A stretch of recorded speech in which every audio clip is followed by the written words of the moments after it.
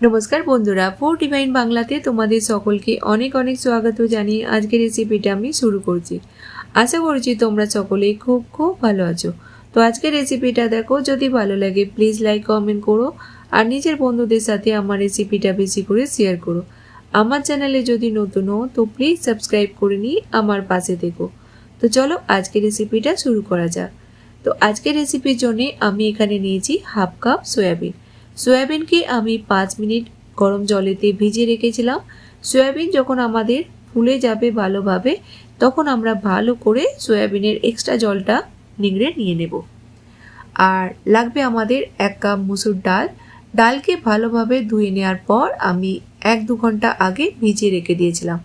ডাল আমাদের ভালোভাবে সফট হয়ে গেছে আর এক্সট্রা যে জলটা ছিল ওটা আমি ছেঁকে নিয়েছি।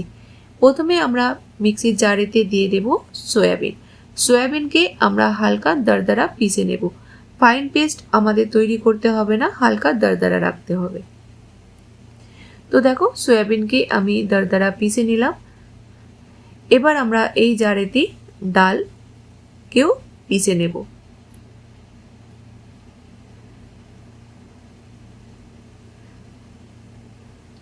জারকে বন্ধ করব আর ফাইন পেস্ট তৈরি করে নেব।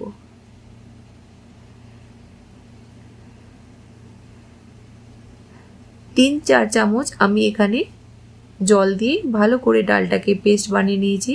আর অনেক বেশি এখানে জল দিও না যেন। তো ডাল দেওয়ার পর আমরা এখানে কিছু মশলা অ্যাড করব। প্রথমে দিয়ে দেব হাফ চামচ কাশ্মীরি রেড চিলি পাউডার, লবণ দেব স্বাদ মতো, অল্প দিয়ে দিলাম এখানে হলুদ গুঁড়ো, হাফ চামচ জিরা পাউডার, 3 চামচ দিয়ে দেব এখানে বেসন।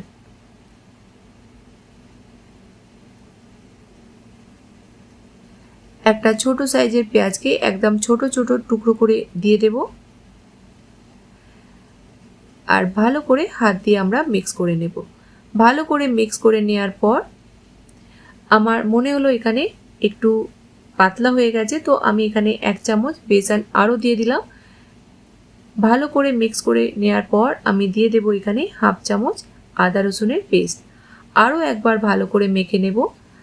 আর এইভাবে দেখো আমরা গোল করে নেব। আর তোমরা শেপ নিজেদের পছন্দ মতো এখানে দিতে পারো।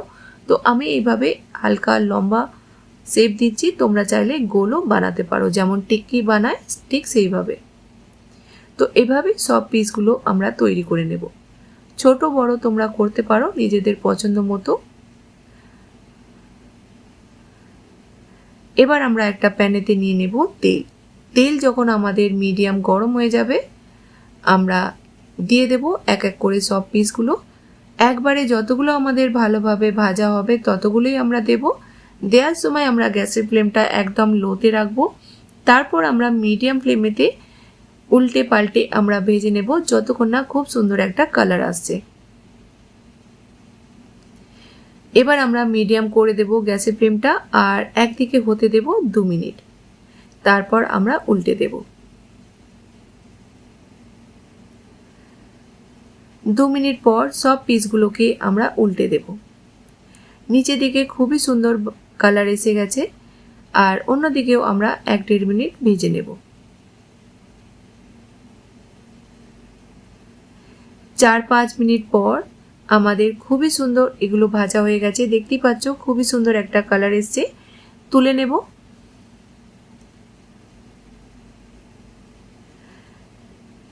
প্যান থেকে আমি এক্সট্রা তেলটা তুলে নিয়েছি। এবার আমরা এই তেলেতে দিয়ে দেব 2 ছোট ইলাইচি, 1 টুকরো দালচিনি আর দেব 1 চামচ গোটা জিরে, 2 পিঞ্চ দিয়ে দিলাম এখানে হিং, দেব এখানে একটা বড় সাইজের পেঁয়াজকে পেস্ট বানিয়ে অল্প একটু জারেতে জল দিয়ে জলটাও দিয়ে দিলাম। গ্যাসের ফ্লেমটা আমরা মিডিয়াম হাই করে দেব আর 2 মিনিট প্রথমে আমরা পেঁয়াজের পেস্টকে ভেজে নেব। 2 মিনিট হাই ফ্লেমেতে ভেজে নেওয়ার পর আমরা দিয়ে দেব এখানে 1 চামচ আদা রসুনের পেস্ট আদা রসুন দেওয়ার পর আমরা আরও 1-1.5 মিনিট ভেজে নেব।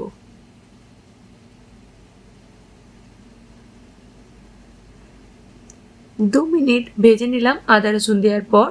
এবার আমরা দেব ড্রাই মশলা। 1.5 চামচ দেব এখানে রেড চিলি পাউডার। ঝালটা অবশ্যই তোমরা তোমাদের পছন্দ মতো এখানে অ্যাডজাস্ট করে নিও। 1/2 চামচ দেব এখানে হলুদ, 1.5 চামচ ধনিয়া পাউডার,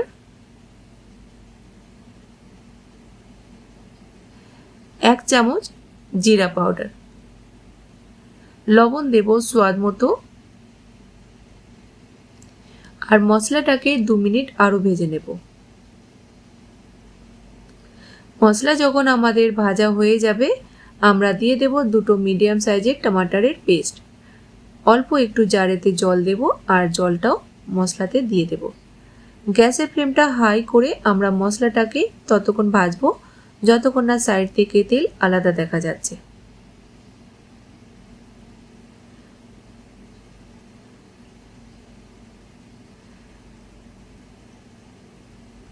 হাফ চামচ দিয়ে দিলাম গরম মশলা,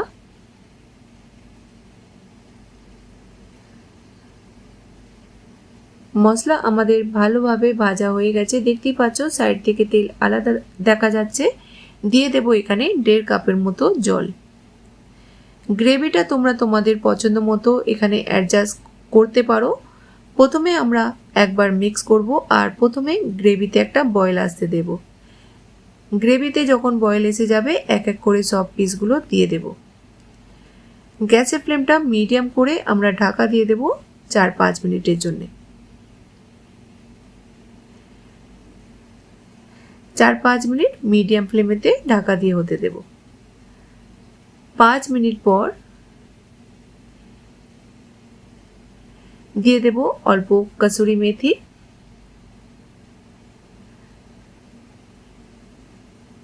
আর দেব 1 চামচ ঘি।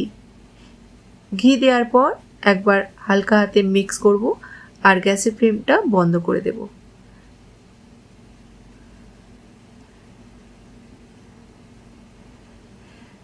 তো বন্ধুরা এইভাবে তোমরা এই সবজিটা অবশ্যই বানিয়ে দেখো, খেতে খুবই টেস্টি লাগে।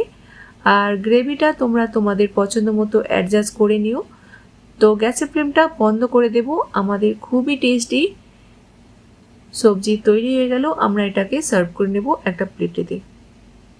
আর দেখতেই পাচ্ছ এটা দেখে কতটা টেস্টি মনে হচ্ছে।